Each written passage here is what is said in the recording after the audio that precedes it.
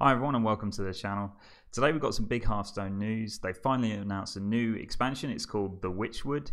We'll also be looking at 6 new cards. We've got 3 new keywords to look at and also a new game mode, so I'll get straight into it. So firstly, they haven't actually announced a release date for the expansion yet, but it will be coming sometime in April, so it really is just around the corner.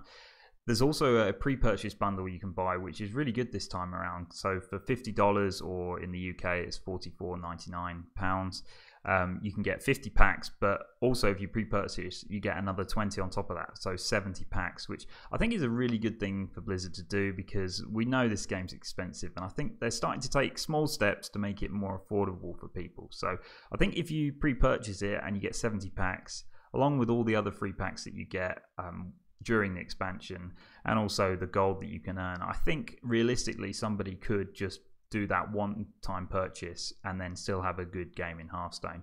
You won't obviously be able to unlock all the cards or get all the legendaries, but I think this is great. 70 packs for $50 is one of the best deals they've done, so I think that's a really good step forward.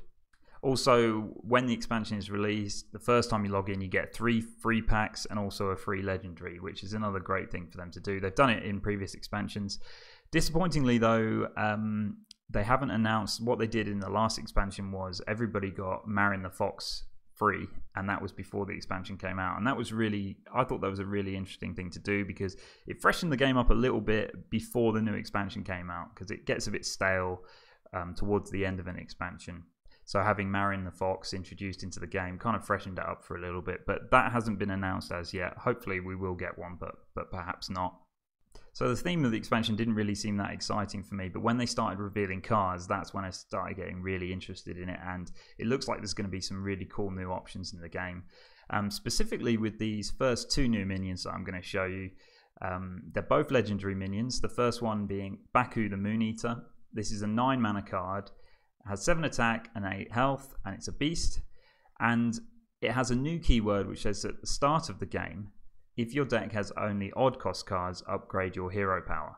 So this is really interesting. So usually when we've seen these kind of mechanics before, it's usually played on a Battlecry. Well, this one, if you've built it up to those exact specifications, at the start of the game, your hero power will be upgraded. They haven't revealed what your hero power will be upgraded to, but we've seen it in the game before where Paladin, for example, would summon 2 1/1s instead of 1. Priest would heal 4 health instead of 2. You gain 4 armor instead of 2 with the warrior. So, and actually that was a really strong power, and if you have it from the start of the game, that can be excellent. Then the second card, Jen the Greymane. This is 6 mana 6/5 at the start of the game, so exactly the same. If your deck has only even cost cards, your starting hero power costs 1.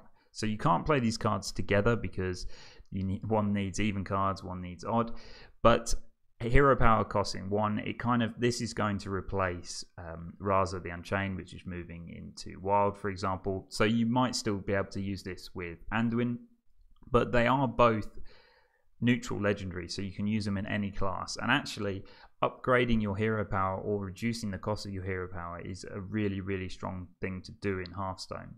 The downsides to these, of course, is that you can only have even or odd cards in your whole deck, depending on which one of these you choose. So that is actually really significant for 2 reasons. One, because you'll be missing out on half of the cards in Hearthstone. You can only use half of the cards to build this deck. So for example, if you wanted to make a similar deck to Raza Priest with Jen the Greymane, well, you can only use even cost cards, so you won't be able to use Psychic Scream anymore, for example. So that makes it quite difficult. The other reason why it could be potentially bad is because Hearthstone has historically been a game about playing on your mana curve. So on turn 1, if you play a 1 cost minion, turn 2, 2 cost minion, turn 3, 3 cost, turn 4, 4 cost. If you use all of your mana and you're spending all of your power, you generally have a huge advantage, and it can lead to a strong game. That's why picking low cost cards in your opening hand is so important usually. So it will be a significant downside because you can only have odd or even. You won't be able to use necessarily, not in all cases, but you won't be able to necessarily play use all of your mana on turn 1, turn 2, turn 3 and turn 4, because if you're playing Baku the Moon Eater, you won't have a 2-drop minion, for example. So it can be really interesting, but I'm excited about these cards because I really enjoy this mechanic in Hearthstone, being able to build decks that are restricted but give you huge upsides, and having your hero power being really significantly upgraded or even reduced in cost is really cool. So these are great cards. These are the sort of cards I love to see in Hearthstone, and hopefully we'll be able to see some cool decks made with them. This next card is called Phantom Militia. This is a 3-mana 2/4 card with Taunt, and it introduces a new mechanic into the game called Echo. And this keyword is really quite interesting, and it works exactly the same as Valera does, the hero card Valera, when you play it. So when you have Echo, it means within the same turn you can play as many copies of this minion as your mana allows. So if you have 6 mana, you can play this card twice. If you have 9 mana, you can play it 3 times. And once your turn is over, that card disappears and you won't be able to repeat it. So you'll have 3 minions on the board if you spend 9 mana, for example. So that leads, I don't think it's particularly interesting here with a 2/4 and Taunt, but the keyword can be really interesting, and hopefully we'll see some really cool cards that have that mechanic. It works in a similar way to Unstable Evolution works in the Shaman as well. But one of the major benefits here is if late game you top deck one of these cards. For example, late game you've got no cards in your hand, you don't want to be top decking a 3-mana card. Well, if you do and it has Echo, then that makes it a lot better because you can play 3 of them, you can use up your mana, and it's obviously a lot better that way. This next card is a warrior class card and introduces another kind of new keyword, and this is a 4-mana 2 attack and 5 health, and it's called the Militia Commander. Battlecry, it gains +3 attack this turn, so for only the turn it plays, it has +3 attack. But it also has Rush, and Rush just basically means it's exactly the same as Charge, but you can't attack heroes with it. So they've put this in the game before with various cards that are too powerful if you can go straight into your opponent's face. So this is really a board control card. So you're effectively playing a 4-mana 5/5, which is great stats, with Charge that can only hit minions. And that is a really good way to do board control.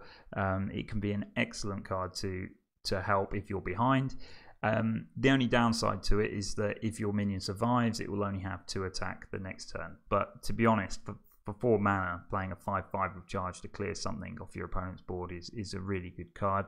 So I'm interested to see that. And this is a warrior class card. I'm hoping it's kind of only exclusive to warrior, because at the moment warrior is kind of floundering a little bit. It needs something to make it a bit more playable, a bit more unique, and something which can make it competitive on the ladder, because at the moment it really isn't that good.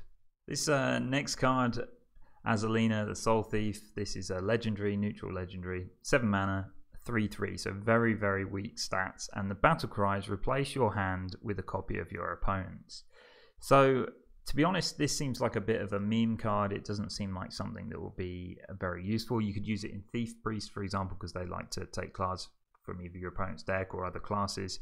But kind of like a hidden benefit, it's not really hidden, but is if you're playing a deck which discards your hand quite quickly, you're often playing minions onto the board. If you've got, this is the only card in your hand and your opponent's got 6 or 7 cards, you can effectively draw that many cards when you play this, because their hand will come into yours.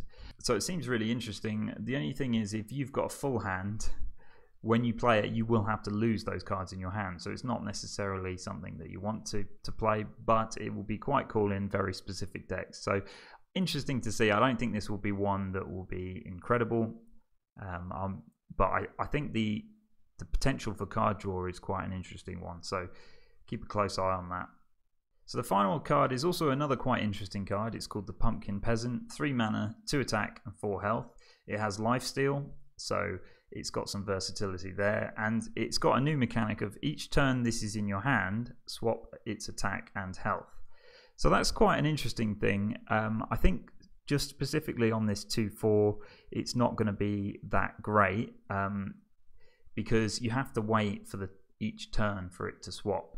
So depending on when it comes in your hand, you might not be able to play it at the turn you want. It is versatile because you can, if you are low on health and you want the extra lifesteal, you could play it as a 2/4. or if you want a bit more board control, you could put it as a 4-2, but you're not controlling when it changes, so that is a potential downside.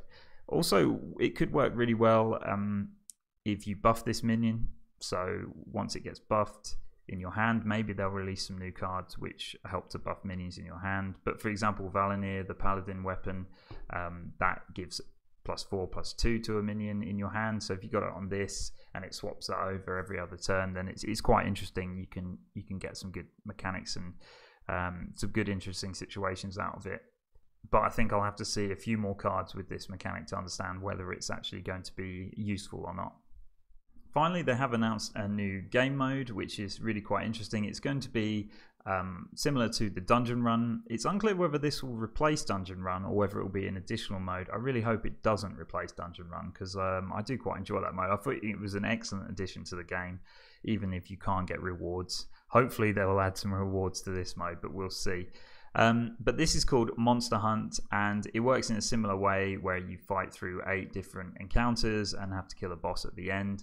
However, this time around you get 4 unique heroes to pick from. So this kind of restricts it a little bit, because of course before you had 9 classes that you could pick from, whereas this time you're only going to have 4 different new heroes. However, I suppose it allows them to take the game in completely different directions. So it looks like from the images here that we'll have a rogue, a hunter, a mage and a warrior class to pick from, but because they're new heroes, they might be able to add new different features.